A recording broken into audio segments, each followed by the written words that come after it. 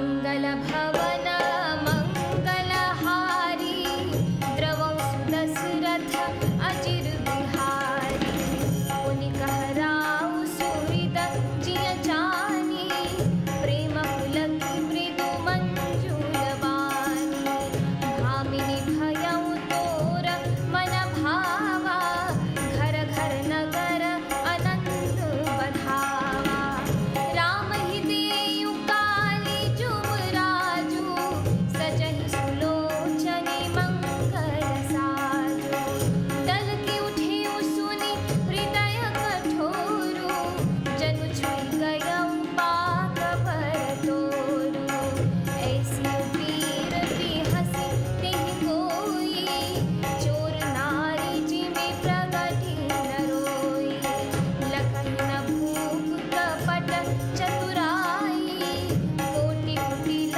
मनि गुरु पढ़ाई यद्यपि नीति निपुण नर नाहो नारी चरित्र जल निधि अवगाहो कपट स्नेह बढ़ाई बहोरी बोले बिहसि नयन मोरी मंगल भवन मंगलहारी द्रवौ सुदशरथ अजिर बिहारी मागु मागु पै कहहु पिया कबहु न तेहु न लेहु तेनु कहेहु वरदान दुई तेयु पावत संदेहु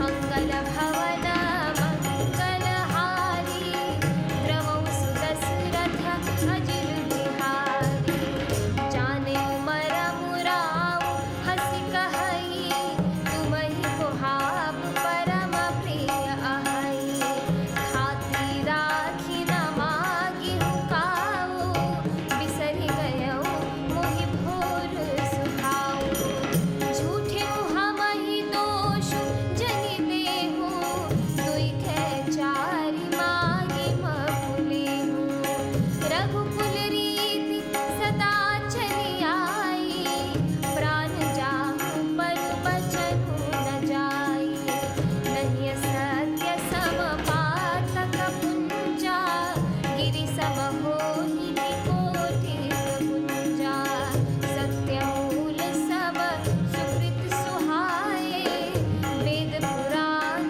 विदित मन गाए तेहि पर राम सपथ करि आई सुकृत स्नेह अवधि रघुराई बात दृढ़ाई कुमति हंसी बोली कुमत बिहग कुलह जनु बोली मंगल भवन अमंगलहारी द्रवौ सुदशरथ अजिर बिहारी भूप मनोरथ सुभग बनु सुख सुबिहंग समाजो भिल्लिनी जिमि छाड़न चहती बचनु भयंकर बाजू मंगल भवन मंगलहारी द्रवौ सुदशरथ अजिर बिहारी।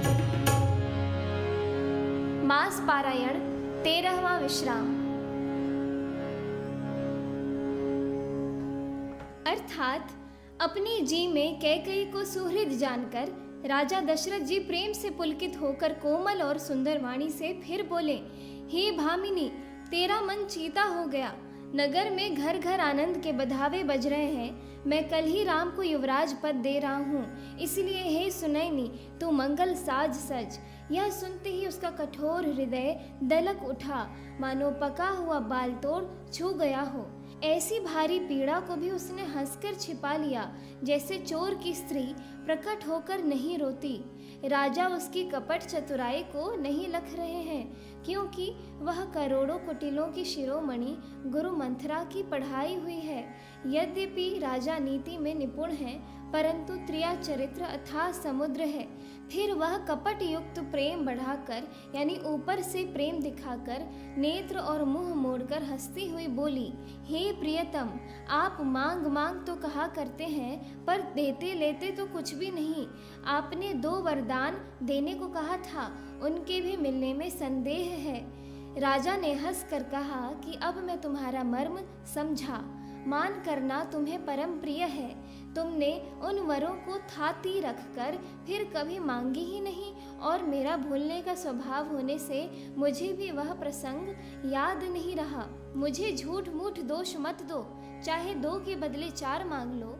रघुकुल में सदा से यही रीति चली आई है कि प्राण भले ही चले जाए, पर वचन नहीं जाता। असत्य के समान पापों का समूह भी नहीं है। क्या करोड़ों घुंघचियां मिलकर भी कहीं पहाड़ के समान हो सकती है? सत्य ही समस्त उत्तम सुकृतों यानी पुण्यों की जड़ है।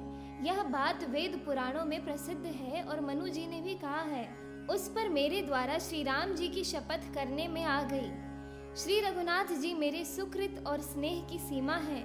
इस प्रकार बात पक्की करा के दुर्बुद्धि कैकेयी हंसकर बोली, मानो उसने कुमत रूपी दुष्ट पक्षी की कुल्ही खोल दी। राजा का मनोरथ सुंदर वन है, सुख सुंदर पक्षियों का समुदाय है। उस पर भीलनी की तरह कैकेयी अपना वचन रूपी भयंकर बाज छोड़ना चाहती है। मास पारायण 13वां विश्राम। इस एपिसोड में इतना ही। आगे की कथा सुनने के लिए कृपया मेरे इस YouTube चैनल को जरूर सब्सक्राइब करें। जय सिया राम।